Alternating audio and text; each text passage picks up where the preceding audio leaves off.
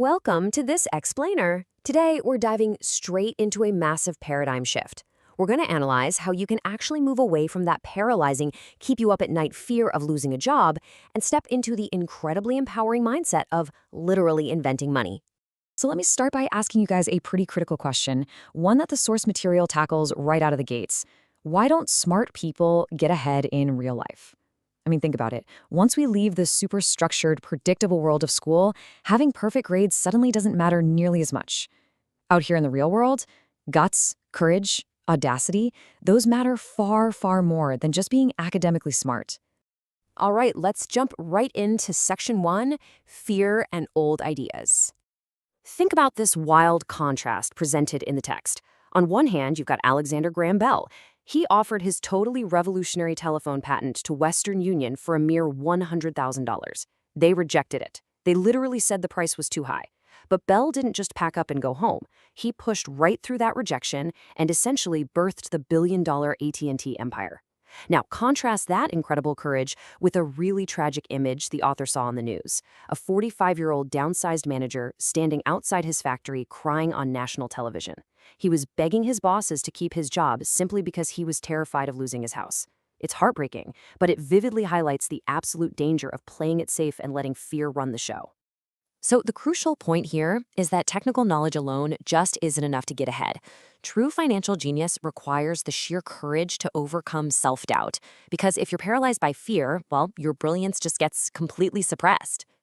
And you really have to adapt, because the rules of the game have completely changed. 300 years ago, wealth was defined by land. If you owned land, you were wealthy. Period. Later on, it shifted to factories and industrial production. But today, we are firmly planted in the information age. Today, wealth goes to the person who acquires the most timely information. Things are changing at the speed of light. Clinging to that old idea that hard work and standard saving is the only path, well, that's exactly what keeps so many people struggling. Which brings us to section 2. Why is financial intelligence necessary? There's this fascinating anecdote from the source about a newly divorced woman playing an educational financial board game called Cash Flow. She was struggling financially in real life, and during the game, she drew a boat card, which added this massive monthly expense to her balance sheet. But instead of learning from the mechanics of the game, she got absolutely furious at the numbers. She was genuinely angry at this fake plastic boat eating her finances, rather than realizing the game was brilliantly exposing her real-world lack of financial understanding. She missed the lesson entirely because she was just so blinded by frustration. So what's the actual fix here? It's financial intelligence.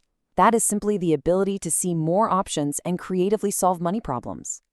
It means you aren't just sitting around crossing your fingers, waiting for the right opportunity to magically drop into your lap. It's about breaking free from that old work hard, save, and borrow routine and realizing you actually have the power to create your own financial destiny. Okay, moving right along to section 3, how to invent money. Okay, let's really dive into this concept because it's a real game changer. Money is not real. It is what we agree it is.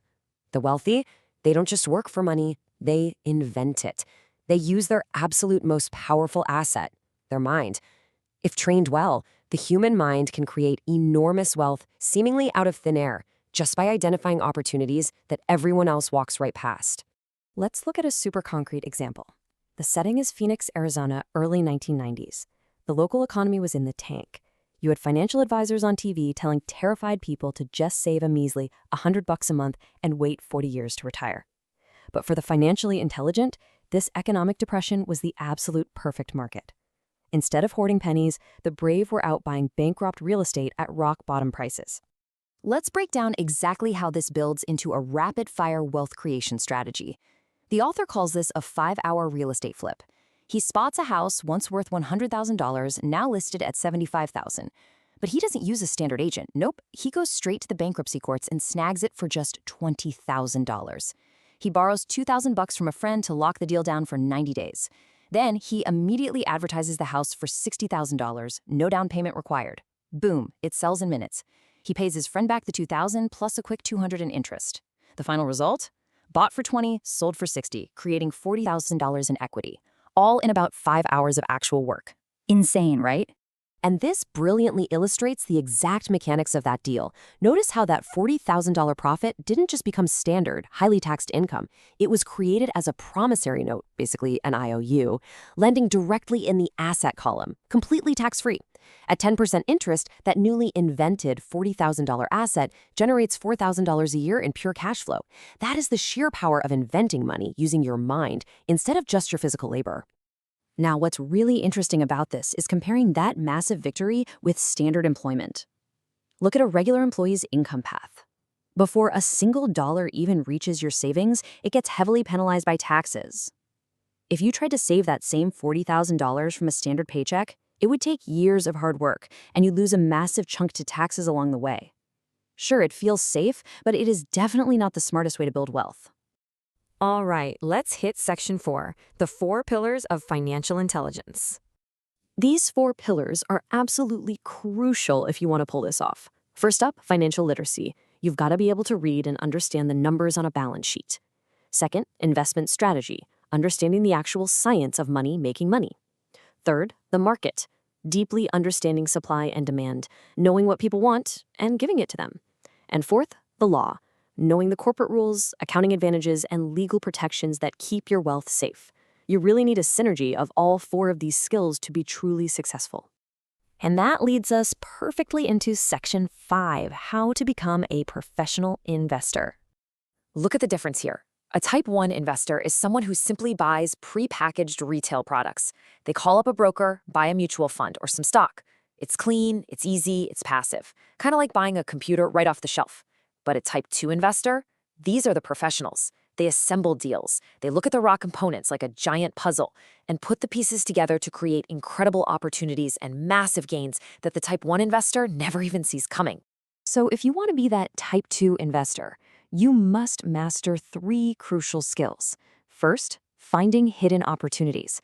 That means spotting the ugly, rundown house that everyone else ignored, but realizing it comes with 4 extra empty lots of land that you can sell to a builder for a huge profit. Second, raising capital without banks. You have to know how to fund deals even when the bank says no, like locking down a $1.2 million property by creatively raising a deposit from a partner. And third, organizing smart people. The best investors don't know everything. They hire accountants, lawyers, and brokers who are way smarter than they are.